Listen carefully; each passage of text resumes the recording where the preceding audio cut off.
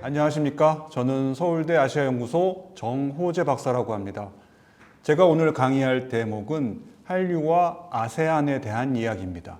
한류가 확산되는 데 있어 아세안이라는 어떤 지리적, 공간적 특징은 과연 한류에 어떻게 영향을 미쳤는가, 한류 확산에 결정적 기여를 했는지 안 했는지 여부에 대해서 제가 갖고 있는 어떤 관점에 대해서 문화의 확산, 그것을 문명론적으로 바라보는 관점에 대해서 강연을 펼쳐보려고 합니다.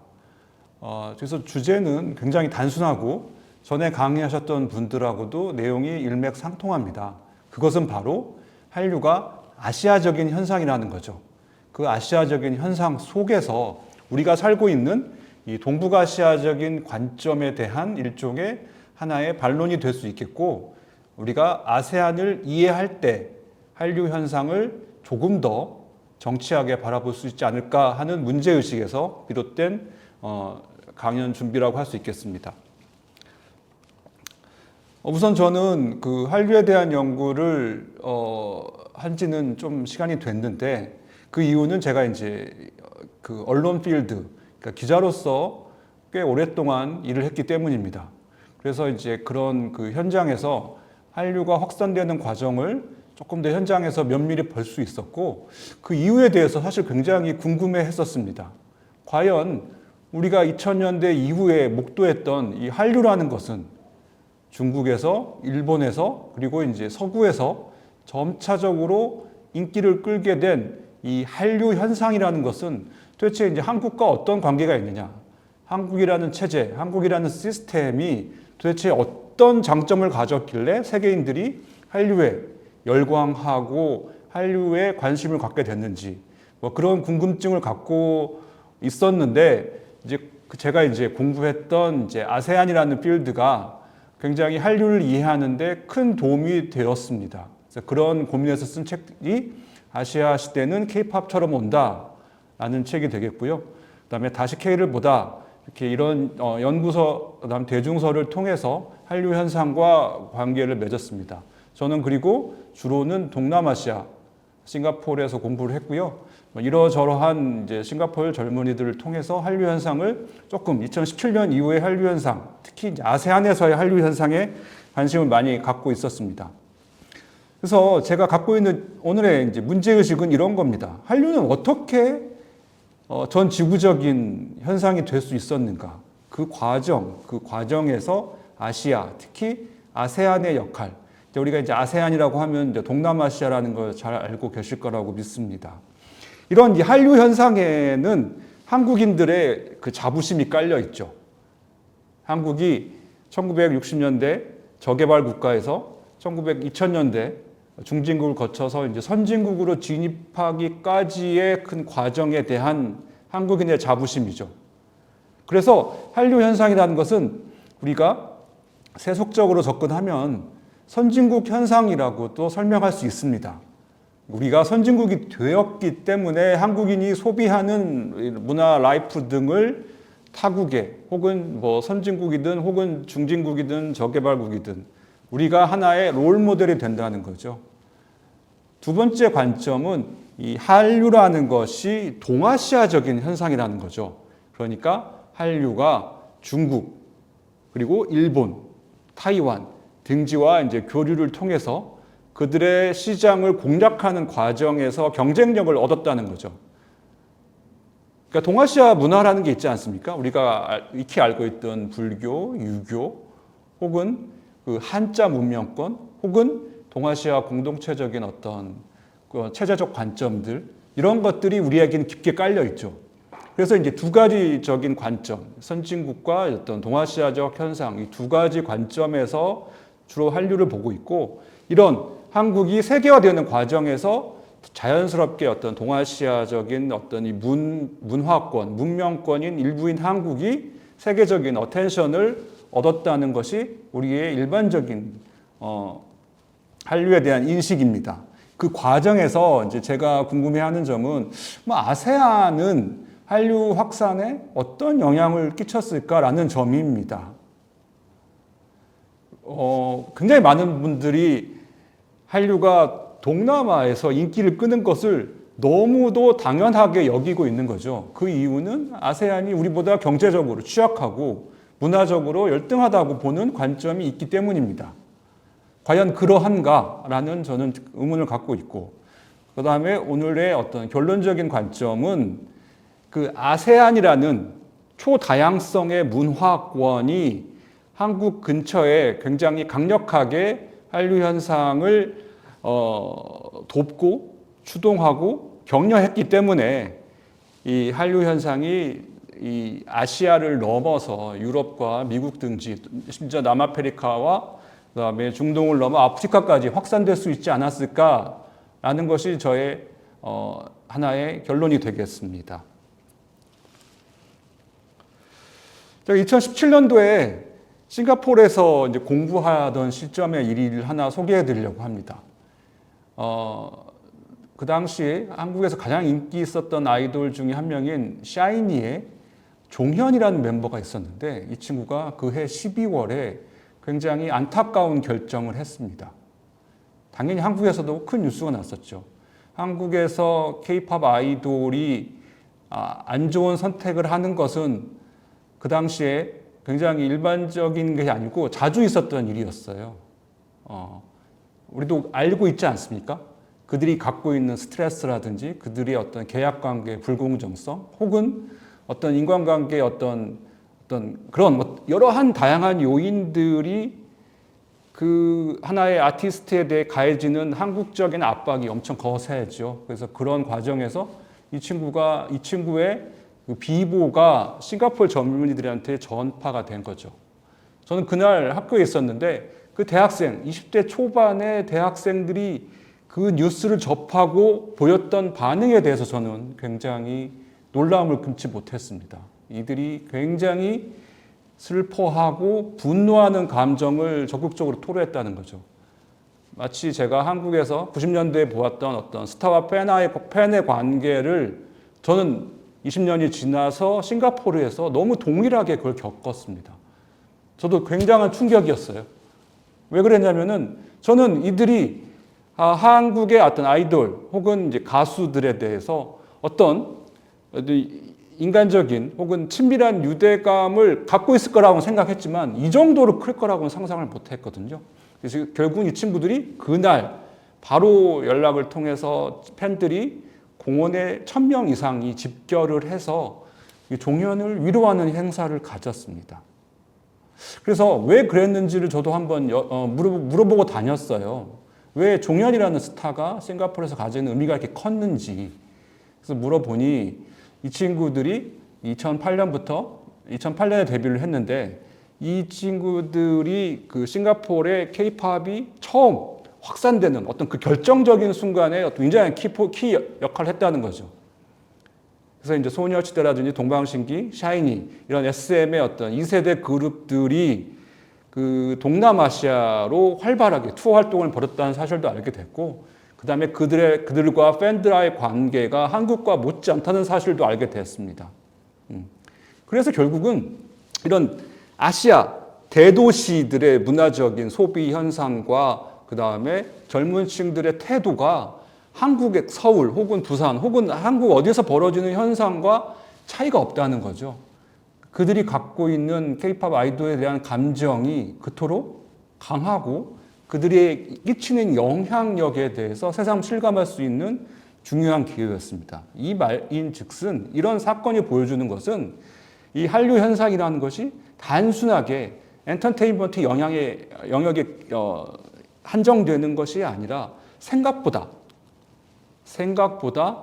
더 긴밀하게 그들의 삶에 영향을 끼치고 있다는 거죠. 동남아와 동북아를 어떤 가르는 벽이 많이 약해졌다고 생각을 합니다. 어떤 이런 그 과정에서 K-팝이라는 문화 현상이 젊은 세대들에게 하나의 공통의 기억을 만들어 준다는 거죠. 이런 공통의 기억은 세대적인 어떤 그 동질감을 전파해 줄 만 아니라 더 긴 시간이 지나더라도 국가 간의 차이를 넘어서 문화, 언어의 차이를 넘어서 하나의 강력한 어떤 프렌드십, 친구 관계를 맺을 수 있는 중요한 계기나 동기가 된다고 생각을 합니다. 그래서 이런 사진들은 당시에 그 샤이니 팬들이 싱가포르에서 자발적으로 모여서 추모 행사를 벌였던 것들인데요. 이것을 현지 언론도 크게 보도하면서 K-팝 아이돌들이 처한 상황에 대해서 공감하고 극복하기를 바라는 마음을 언론들이 많이 보도를 했었습니다. 한류가 본격화된 시점을 보통은 1997년도로 잡습니다. 97년도는 아시아 금융위기가 태국에서 시작해서 전 동아시아를 집어삼켰던 이른바 IMF 금융위기가 있었던 시점입니다. 우리도 굉장히 그 시점을 잘 기억하고 있죠. 한국은 1993년도 이후에 민주화 이후 대중문화가 꽃피우면서 드라마와 연예계와 그리고 이 대중가요 분야가 폭발적으로 성장했습니다. 그러니까 검열이 사라지고 예술가들한테 권리가 대중예술인들의 권리가 대폭 상향된 거죠.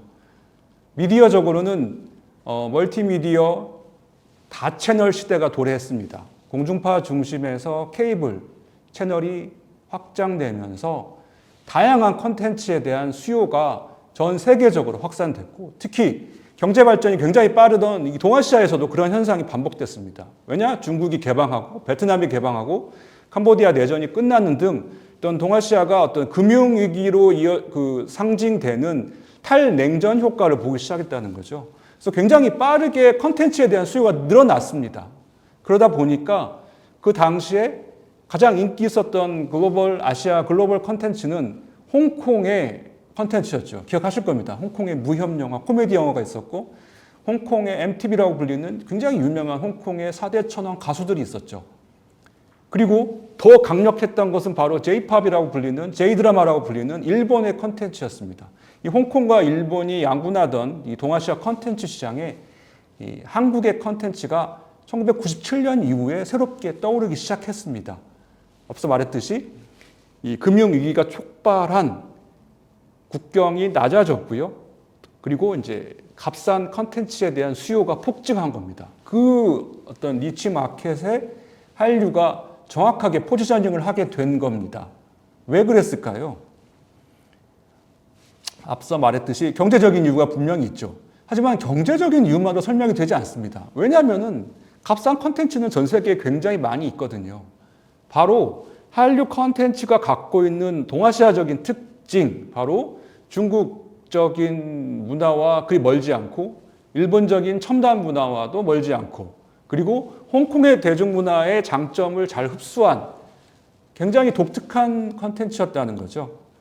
그래서 이 컨텐츠가 아시아 전역에서 우리는 모르는 사이에 확산이 됩니다. 그래서 보통 우리는 중국을 기점으로 해서 중국의 이런 맨 위에 있는 사진은 사랑이 뭐길래라는 작품이고요.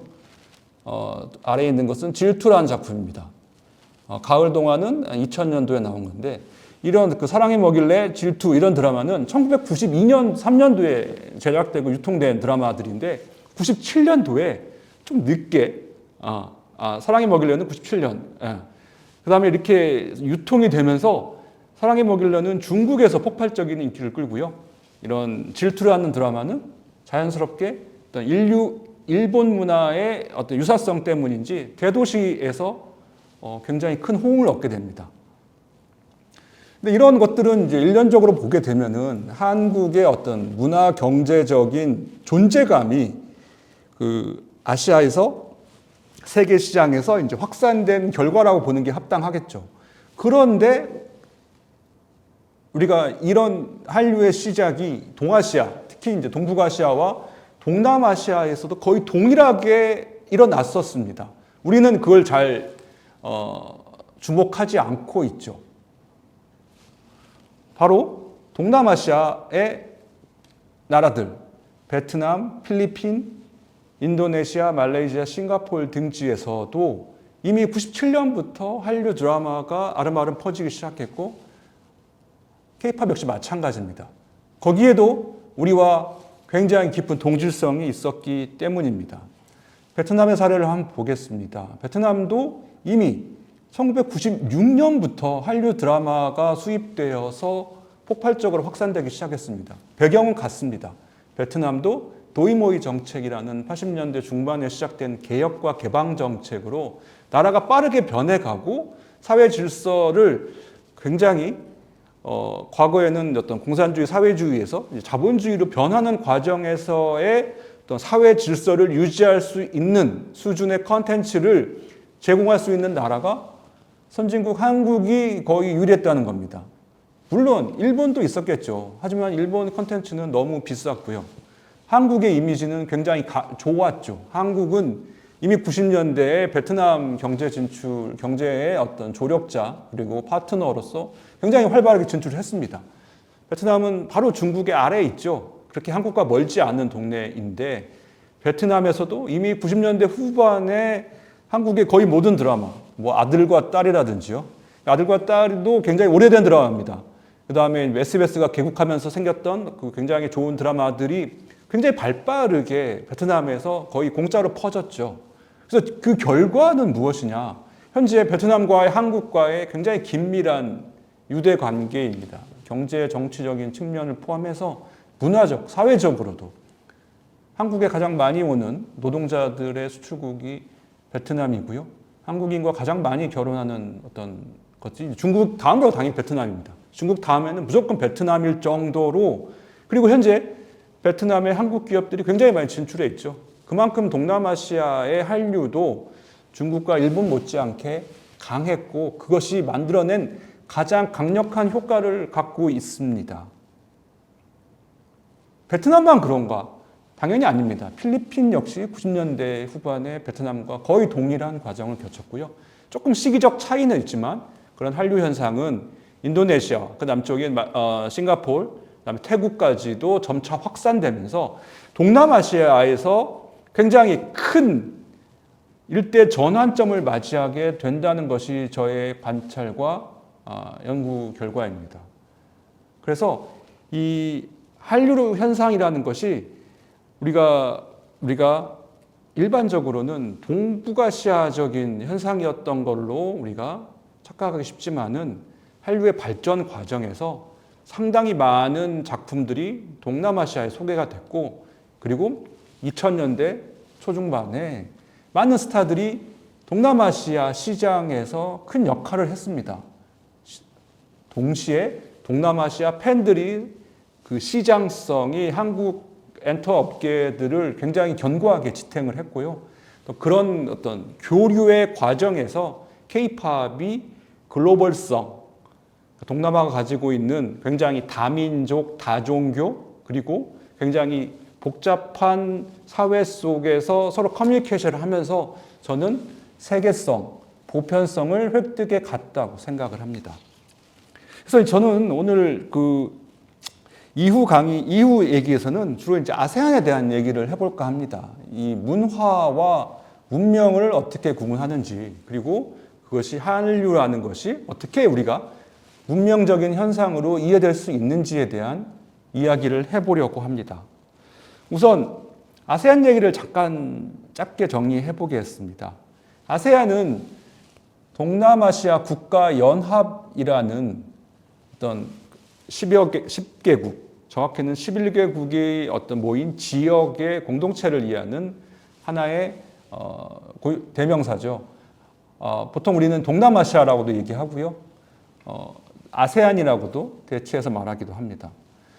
하지만 이 아세안과 한국의 어떤 역사적인 관계는 당연히 취약합니다. 그러니까 뭐 고려시대, 조선시대 특별하게 국가 간의 어떤 교류는 없었다는 거죠. 더 고대에는 예를 들어서 뭐 인종교류라든지 종교적인 전파의 영향은 좀 있었을 텐데 우리와 뭐 교역을 했다든지 그런 기억이 굉장히 희미합니다. 베트남 정도가 조금 뚜렷하게 남아 있고요. 버마 일부 그리고 이제 뭐 캄보디아와 인도네시아는 정말 역사 속의 기억에 남아져 있죠.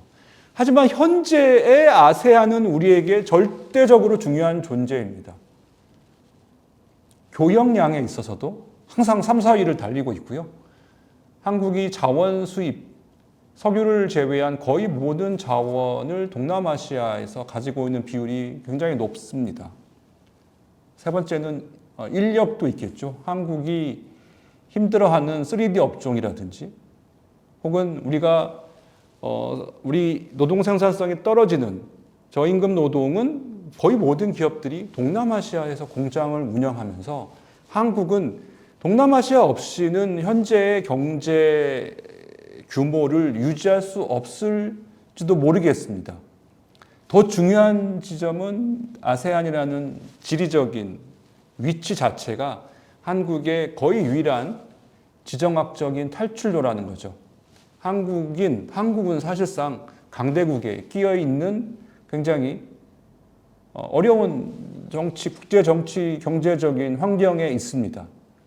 근데 아세안은 한국에 대단히 호의적이며 한국과 협력하기를 강력하게 희망하고 있습니다. 결정적으로 한국이 해양 루트를 인도양으로 연결되는 태평양과 인도양으로 연결되는 해양 루트는 반드시 아세안 루트를 지나야 합니다. 때문에 아세안은 우리에게 없어서는 안 되는 가장 긴밀한 지정학적인 동반자라고 할 수 있겠습니다. 그래서 오늘은 이제 한류 얘기이기 때문에 한류 역시도 아세안이라는 존재 없이는 이만큼 성장할 수 없었다는 거죠. 그러니까 우리가 동아시아 체제를 이해할 때 동남아시아라는 존재를 유의 깊게 봐야 하고요. 그리고 한류 역시도 마찬가지라고 생각을 합니다. 그래서 이제 아세안이라는 존재가 과연 우리에게 어떤 의미가 있느냐? 사실 이것이 바로 오늘 질문의 이제 키워드라고 할 수가 있겠고요. 그럼 우리가 아세안을 어떻게 접근하는 것이 한류 발전과 혹은 한국의 발전에 도움이 될 수 있느냐라는 질문하고도 연결될 수가 있겠습니다. 먼저 아세안의 경제 규모는 우리가 인지하다시피 크지 않습니다. 작다고 말하는 게 아니고요. 우리가 워낙 강한 경제권에 둘러싸여 있기 때문이죠. 우리 주위에는 미국과 일본과 중국과 러시아가 있죠. 보통 이런 세력들은 경제 규모나 혹은 이제 군사적인 어떤 위협도가 굉장히 크다고 할 수 있습니다. 하지만 아세안만큼은 그렇지 않죠. 아세안은 10여 개 국가들의 경제 규모가 이 20년 전에는 10여 개국을 다 합쳐도 한국과 비슷한 수준이었습니다. 하지만 지금은 이제 한국의 2배 정도 되는 규모로 빠르게 성장하고 있죠. 그렇습니다. 아세안은 굉장히 빠르게 성장하는 성장 지역 중에 하나입니다. 앞서 말씀드린 대로 나라가 10여 개 국가가 차지하는 육지와 해양의 면적이 압도적으로 큽니다. 인구는 거의 7억에 가까운 6억 5천 이상이고요. 그리고 그들이 갖고 있는 수많은 인적 자원, 문화적인 자원, 역사, 전통들이 우리가 감히 생각하지 못할 정도로 넓고 깊습니다. 그래서 한류에 대해서 우리가 이해할 때 반드시 아세안과의 교류를 고민해야 한다고 생각합니다. 그래서 제가 이제 갖고 있는 문제는 그런 문화 수출에 대해서 한번 제가 질문을 던지려고 합니다. 왜냐하면 우리는 과거에 상품 수출을 주로 했기 때문에 주로 상품과 연장선에서 문화 수출을 바라보기가 쉽습니다. 그러니까 문화도 하나의 상품이라는 거죠.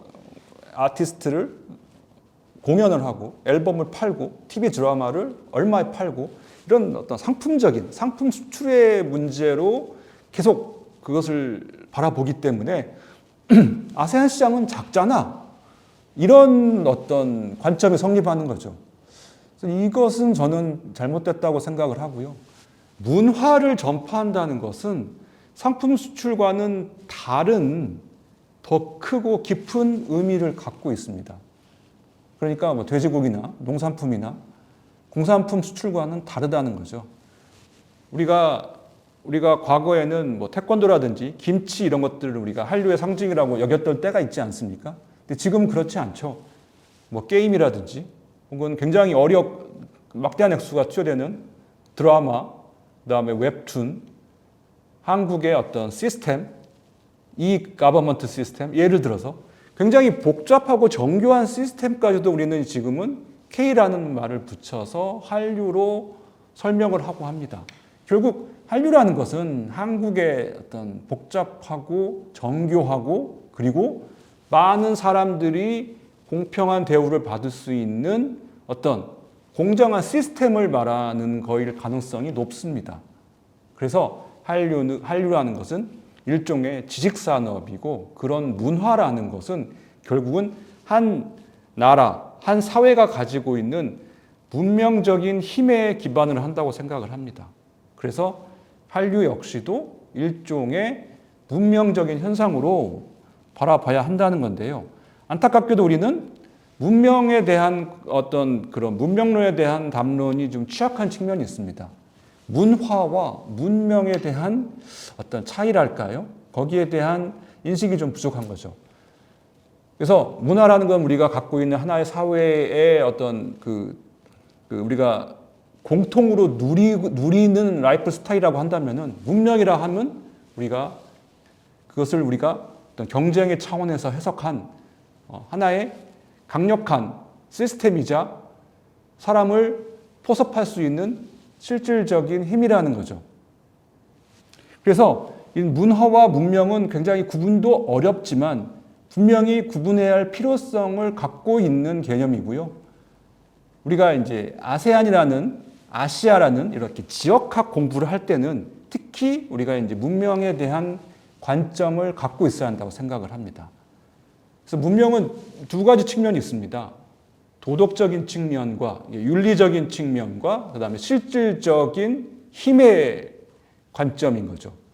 예를 들어서 아이폰으로 대변되는 테크놀로지나 혹은 군사 무기로 대변되는 어떤 그 물질적인 힘, 달러 체계 이런 것도 하나의 문명일 수 있지만 우리가 갖고 있는 고도의 공정성에 대한 윤리적인 접근에 대한 하나의 그 체계, 윤리 체계 역시도 문명일 수 있다는 겁니다. 그래서 이 두 가지, 문명이라는 것은 두 가지 관점을 갖고 우리에게 영향을 끼치는데요. 그래서 이 과거에도 굉장히 많은 사람들이 문명에 대한 이해를 제대로 해보려고 많은 노력을 해왔습니다. 하지만 성공한 경우도 있고 실패한 경우도 있죠. 100년 전에 이제 일본이 그 서구 문명론이 위대하다는 관점, 타라이꾸론으로 동아시아를 식민지화 시켰죠. 그것이 바로 힘의 문명론입니다. 결국은 강한 자가 살아남는다.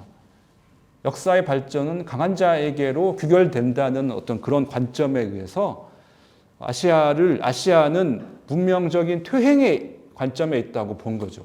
그런 관점이 사실은 지금까지도 영향을 끼치고 있습니다. 앞서 언급했듯이 아세안이라는 지역이 전체적으로 취약하다라는 것이 바로 그런 관점인 거죠. 한국인에게도 그런 관점이 당연히 있습니다. 한국은 선진국이고 아세안은 후진국이 아닐까 이런 이분법적인 관점이 있는 거죠. 좀 안타까운데요. 하지만 이런 힘의 관점, 문명론의 힘의 관점에 의한 해석도 중요하지만 한쪽 편인 윤리적인 관점도 굉장히 중요합니다. 한 사회가 쌓아 올린 윤리 시스템 역시도 우리 삶에 강력한 영향을 미치고 있기 때문입니다. K-팝과 K-드라마 내부에 우리가 보이지 않게 쌓여 있는 윤리 체계가 있고 도덕 체계가 있죠. 그런 하나의 문명 사회의 기준이 되는 사회 윤리들이 바로 컨텐츠에는 굉장히 큰 영향을 행사합니다. 그런 코드가 맞아야 우리가 감동을 하고 그 작품을 소비할 수 있는 거죠. 그래서 이런 어떤 그 문화 수출이라는 것은 굉장히 복잡한 그 양면적인 측면을 전달합니다. 한류 문화가 아세안에 수출이 된다는 건 어떤 의미일까? 라는 거에 대해서 지금도 굉장히 여러 쟁점이 벌어지고 있고요. 실제 소비자들은 뭐 항의도 하고 그렇죠. 이런 것들은 문제가 있다. 한류 드라마는 이런 점이 문제다. 그런 점도 있습니다. 그래서 우리가 굉장히 유심히 바라봐야 할 것은 한류라는 것이 아시아 문명, 동아시아론, 동남아시아의 어떤 문명적 가능성, 이런 어떤 지역학적인 관점과 굉장히 긴밀하게 연결이 되어 있다는 겁니다. 아시아적인 관점이라는 것이 바로 우리 아시아가 만들어낸 혹은 한국이 만들어낸 이런 콘텐츠들이 전 세계에서 영향력을 행사한다는 것 자체에 대한 그 의미는 무엇인가?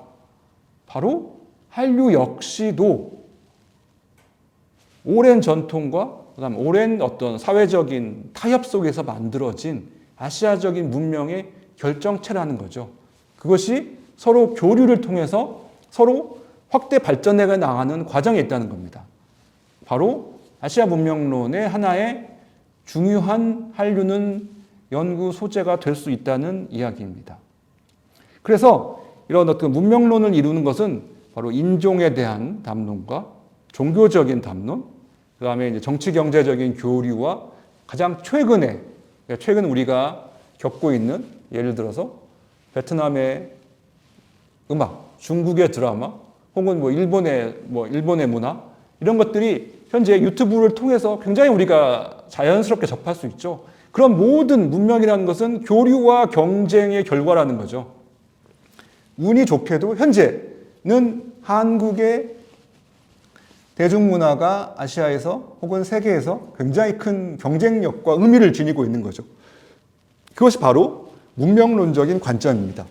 이런 어떤 교류들의 역사적인 교류의 결정체라는 거죠. 그리고 그것이 모였을 때 하나의 아시아적인 담론이 형성되는 겁니다. 한국인들이 현재 누리고 있는 라이프 스타일, 그 다음에 가치관, 그리고 그들이 대화나 혹은 분쟁을 통해서 만들어내는 하나의 어떤 결과물들, 그것이 바로 일종의 현대 문명 사회를 이루고 있는 중요한 축이라는 거죠. 그래서 한류라는 것은 한국학, 동아시아학, 아시아학, 그리고 이제 글로벌 이런 그 문명론과 맞닿아 있다는 것이 바로 최근에 지역학자들 그리고 이제 한류학자들의 많은 공감대를 이루고 있는 어떤 담론의 체계가 되겠습니다. 지금 우리도 한류와 아시아에 대해 다루고 있지 않습니까? 더 구체적으로는 한류와 아세안에 대해서 다루고 있는데요. 아세안이라는 굉장한 다양성이 한류에 큰 영향을 끼쳤다. 그래서 결국은 이런 지역적인 특수성 그리고 하나의 가치 체계가 가지고 있는 보편성이 만나는 과정. 한류가 인도네시아, 베트남에 수출되면서 거기서 소비되면서 어떠한 사회적인 의미망을 만들어내는 것. 그것이 바로 현재 한국학이 갖고 있는 굉장히 중요한 연구 주제라고 하겠습니다. 그래서 이제 문명이라는 것을 제가 다시 한번 정의한다고 했을 때 결국은 국경을 넘나드는 어떤 힘에 대한 것입니다. 그 힘이 눈에 보이는 물리적인 힘일 수도 있고요. 눈에 보이지 않는 추상적인 힘일 수도 있겠죠. K-팝이라는 노래, 그 다음에 온라인 네트워크를 통해서 송출되는 K-드라마라는 것은 바로 한국에서 제작이 되지만 굉장히 빠르게 아세안 소비자들한테 전달이 되고 있죠. 그것이 바로 이제 미디어적인 현상이고요. 상품적인 현상도 있겠지만 우리가 주목해야 될 것은 이런 미디어적인 현상이 가지고 있는 그 힘 역시도 중요한 현재 21세기 문명의 하나의 현상이 되겠습니다. 그래서 제가 강조하고 주목하는 것은 그래서 드라마, 영화, 게임 그것들은 한 지역과 세계관이 보여줄 수 있는 하나의 철학이 될 수 있다는 거죠. 그래서 그 작가들과 감독들이 우리가 중요하고 소중하고 그분들의 대사 하나하나가 윤리적인 문제를 불러올 수도 있는 민감한 소재일 수 있다는 겁니다. 왜냐하면 국경을 넘어가기 때문이죠. 국경을 넘어가면서 모든 문제가 시작이 됩니다. 더 많은 국경을 넘었을 때 우리는 그것을 보편성을 지녔다고 합니다. 보편성이야말로 모든 문화와 문명이 지향하는 절대 가치가 되겠습니다. 그래서 조금 짧게 그러면은 왜 한류는 한류는 21세기 글로벌 현상 중에서 우리가 더 주목해야 하는가에 대해서 제가 짧게만 예를 하나 보여드리겠습니다. 바로 이제 100년 전 후쿠자와 유키시가 타라입구론을 얘기할 때 했던 어떤 그런 관점들인데요. 우리가 보통은 유럽 건물, 건축, 예술, 그들이 쓰는 어떤 문화는 아름답고 고상하다고 얘기를 했죠.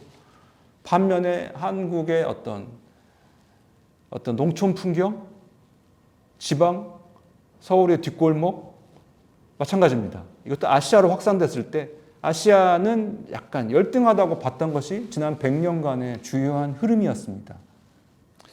유럽은 치열한 경쟁을 뚫고 자기들끼리 산업혁명, 종교혁명, 그 다음에 시민혁명을 성공시키면서 정치체제를 발전시켜 왔죠. 근데 아시아는 조금 늦게 개방이 되면서 봉건체제에 오래 머물러 있었습니다. 그래서 현재 전 세계 정치, 경제 혹은 글로벌 질서의 중심을 서구 문명이 쥐고 있는 거죠. 우리가 영어를 쓰는 거나 우리가 고급 제품들은 대부분 서구 브랜드를 쓰는 거나 혹은 고급 기술은 대부분 다 미국에서 간다거나 마찬가지로 다 서구 문명이 전 세계를 지배하고 있는 하나의 현상입니다.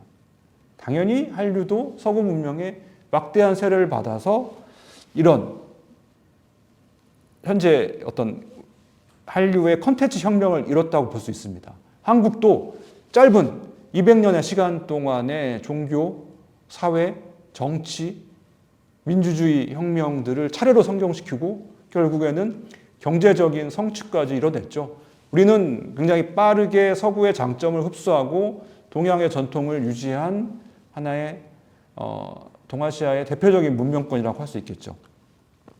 문제는 이런 아시아의 한계가 아직도 우리의 관념에는 깊게 남아있다는 겁니다. 한류는 그런 낡은 고정관념을 깨는 하나의 큰 모멘텀이 됐죠. 중국은 그러지 못했습니다. 중국의 화인 네트워크는 전 세계에 깔려 있지만 중국이 그만큼 한국만큼 글로벌한 컨텐츠를 만들어내지 못했습니다. 일본은 90년대에 전 세계 2위라는 전 세계 거의 1위에 가까운 최고의 경제력을 구가했음에도 불구하고 자신의 컨텐츠를 세계화시키지 못했습니다. 굉장히 저는 중요한 포인트라고 생각합니다. 한류는 그래서 더 가능성이 있다고 생각합니다. 예를 들어서 패러다임이 변한 거죠. 패러다임이 빠르게 디지털로 변하고 그리고 네트워크, 인터넷으로 대표되는 디지털 문명이 한국 사회가 더 이거에 적응을 더 빨리 한 거죠. 바로 커뮤니케이션 혹은 어떤 그 디지털 화면에서 보이는 어떤 테크놀로지 이 모든 것들이 사실은 모든 그 구성 요소들이 소위 말하는 문명이라고 할 수 있지 않겠습니까? 마침 한국이 갖고 있는 기술력 예를 들어서 LED, LCD, TV 생산, 그다음에 반도체 생산 이런 것들이 어떤 세계 혁명을 이끄는데 굉장히 큰 기여를 했죠. 한국은 굉장히 오랫동안 TV 수출 1위를 한 국가고요. 온라인에서도 마찬가지입니다. 이런 어떤 사회적인, 경제적인, 문화적인 어떤 것들이 결합하면서 한국 사회가 대단히 빠르게 변화한 거죠. 이런 결과에서 K-팝과 K-드라마가 전 세계 문명 경쟁에서 굉장히 앞으로 치고 나가는 결과를 얻었다고 하겠죠. 100년 전에는 파리 에펠탑 근처에서 실제로 전 세계 문명을 이렇게 모아가지고 전시회를 했어요. 그것이 박람회입니다. 정말로 문명의 박람회장이었어요.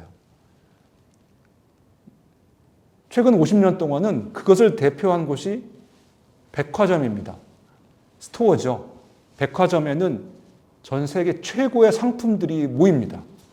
우리가 알고 있는 수많은 고급 브랜드들이 진을 치고 있는 곳이 어디입니까? 백화점이죠. 백화점이 바로 문명의 전시장이었죠.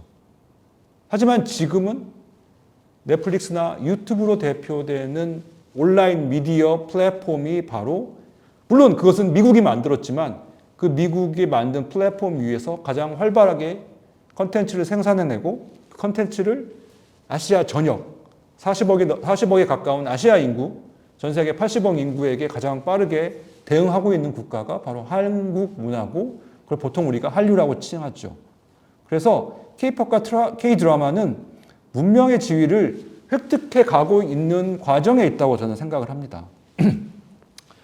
그래서 K-팝이라는 것은 앞서 말씀드렸듯이 홍콩의 대중문화, 일본의 J-팝 시스템, 중국의 소비자, 아세안의 다양한 문화, 그 다음에 유럽적인 컬처, 그 다음에 이제 미국의 자본, 예를 들어서 다양한 구성 요소들이 어떤 굉장히 잘 믹스가 돼 있죠.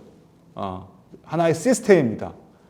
K-팝의 연습생 시스템도 공중파가 가지고 있는 공정한 순위 경쟁, 그 다음에 공중파라는 것은 어떻게든 좋은 음악을 선보여야 되죠. 좋은 음악을 선보이기 위해서는 어떻게 해야 될까요? 굉장히 다양한 노래 중에서 좋은 노래를 뽑아야 되는데 그 뽑는 공정성 역시도 우리나라 K방송, 그러니까 KBS, MBC, SBS가 갖고 있는 오랜 어떤 공정성에 기반을 둔 거죠. 웬만한 국가에서는 그렇게 공정하게 좋은 노래를 선공개하지 못합니다. 왜 그럴까요? 바로 모든 순위 경쟁에는 네트워크, 인맥, 부정과 부패가 있을 수 있기 때문입니다. 한국의 엔터 산업에서 마찬가지로 90년대 이전에는 다양한 부정과 부패가 있었죠. 그래서 그 한류가 글로벌한 인기를 얻은 배경에는 저는 아시아적인 가치가 있다고 저는 생각을 하는 편입니다. 아직은 검증이 안 됐지만 예를 들어서 우리가 열광했던 2016, 17년작 나의 아저씨라는 작품이 있었습니다. 이 작품은 현재 전 세계적인 호평을 받았죠. 전 세계 유명 작가들, 모든 TV, PD 작가들이 이런 작품성이 높은 나의 아저씨를 추천하곤 합니다. 지금도요. 끝난 지가 6년이 넘었음에도 불구하고 K-드라마에 갖고 있는 어떤 내적인 가치, 그 K-드라마가 보여주려고 하는 사상이라는 게 분명히 있습니다. 예를 들어서 그것은 어떤 하나의 인간이 더 좋은 인간이 되기 위한 사회의 역할인 거죠. 서로 힘을 보태고 격려하고 그리고 그 어떤 위기에 빠졌던 한 인간이 구원되는 과정을 그 오랜 드라마를 통해서 굉장히 꼼꼼하게 보여주죠. 사실적인 묘사가 있죠. 시궁창 같은 현실이 있지만 결국 그것을 극복하는 것은 사람들과의 연대, 사회적인 배려, 그리고 그것을 그 가치를 아는 수많은 시청자들과 그리고 작가, 감독의 협업의 결과라고 하겠습니다. 그래서 결국은 모든 작품에는 철학이 깔려 있습니다. 그 철학은 전 세계 사람들을 상대로 한다면은 보편적이어야겠죠. 그것이 바로 보편성의 힘입니다. 보편적인 가치를 우리가 작품 속에서 정밀하고 아름답게 구현해내고 그것이 시청자들의 동의를 얻는 과정인 거죠. 그것이 바로 문명의 힘이라고 생각을 합니다. 문명이라는 것은 그렇게 올바로 가는 것을 추동하는 종합적인 힘이라는 거죠. 이런 어떤 중산층이 강한 사회가 좋은 사회죠. 양극화된 사회가 좋은 사회겠습니까? 아니지 않습니까? 서로 사람 간에 돕고 협력하는 것은 동서양을 가리지 않는 중요한 가치입니다. 자유와 민주주의 역시 포기할 수 없는 가치죠. 그리고 서구 사회가 이루어낸 물질적 가치라든지 동양 사회가 이루어낸 전통적 가치 모두 다 포기할 수 없습니다. 그런 것들이 한국적인 드라마에 녹아 있다는 거죠. 그렇기 때문에 그런 작품들이 전 세계 시장에서 인기를 얻는 겁니다. 특히 아세안 시장에서는 한류 드라마에 더 열광을 하고 한류에 편승해서 한류와 함께 세계화를 하려는 꿈을 갖고 있습니다. 왜 그럴까요? 그들이 갖고 있는 사회 시스템, 앞서 말씀드렸듯이 양극화된 경제, 정치는 부족화돼 있고, 그 다음에 부는 공정하게 배분되지 않고, 이런 인맥과 네트워크가 더 강력하게 지배하는 사회 시스템에 대한 불만이 있기 때문이죠. 일종의 사회적, 정치적 변화에 대한 욕구를 한국 드라마를 통해서 얻고 있는 거고요. 결과적으로 그것이 바로 세계화에 대한 열망이라고 하겠습니다.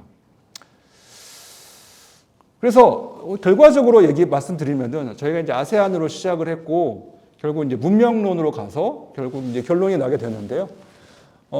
K-팝과 K-드라마는 우리가 중요하죠. 우리의 중요한 산업이니까요. 하지만 그것이 국가 이데올로기를 수입시킴으로써 완성되지는 않는다는 얘기입니다. 그러니까 자유와 평등과 이상, 그런 전 인류적인 보편성을 가진 시스템 하에서 작가들과 창작자들이 창의성을 갖고 그리고 그 수익에 대한 정당한 배분이 오는 시스템, 일종의 정치, 경제, 사회 시스템의 하나의 집결된 어떤 결정체라는 거죠. 그러니까 이것이 뭐 국책, 보조금으로 이루어지는 것도 아니고요. 국뽕으로 되는 건 더 아니라고 생각을 합니다. 더 많은 국경을 건널 수 있도록 더 많은 사람들이 지켜봐 주시고 응원해 주실 때 바로 한류라는 것이 문화적인 수출 상품이 아니라 문명사적인 의미를 갖고 그런 것들이 타 지역 사람들과의 하나의 공통의 매개체가 되는 거죠. 같은 작품을 봤다는 것은 같은 가치에 대해서 공감하고 그리고 우리가 서로 친구가 될 수 있다는 의미가 되겠습니다. 그래서 제가 짧게나마 한류에 있어 아세안의 역할이라고 정리를 해봤는데요. 아세안이라는 지역은 조금 더 특별하죠. 우리에게는 우리는 아세안 없이는 거의 모든 경제 부분이 유지될 수 없는 우리의 경제, 정치, 문화적인 동반자라고 할 수 있겠습니다. 한류가 아세안에서 굉장히 강력한 추동력을 얻어서 전 세계적으로 그 시장을 넓혀갔던 것은 부정할 수 없는 사실이고요. 그리고 한국의 많은 엔터테이너들이 가까운 아세안에 진출함으로써 그 지난 20년 동안의 그 과정을 통해서 다양한 가치들로 견제를 받고 컨텐츠를 보강함으로써 한국의 컨텐츠가 글로벌적인 보편성을 얻었다고 생각을 합니다. 그래서 한류의 성장에 있어서 아세안이라는 시장은 결정적으로 중요한 시장이었고요. 이 시장에 대해서 우리가 비단 반드시 혹은 필수적으로 선진국이기 때문에 아세안에서 인기를 끌었다라는 관점이 아니라 우리와 그들이 서로 통하는 점이 많았기 때문에 아시아적 가치와 동아시아적인 공통 기반 위에 정치, 경제, 사회적, 인종적인, 종교적인 공통 기반이 역사적인 교류가 있었기 때문에 한류 현상이 글로벌 보편성을 획득하고 결과적으로 문명의 하나의 중요한 일부가 됐다는 사실을 저는 오늘 강의를 통해서 잠깐 설명해 보았습니다. 긴 시간 시청해 주셔서 감사합니다.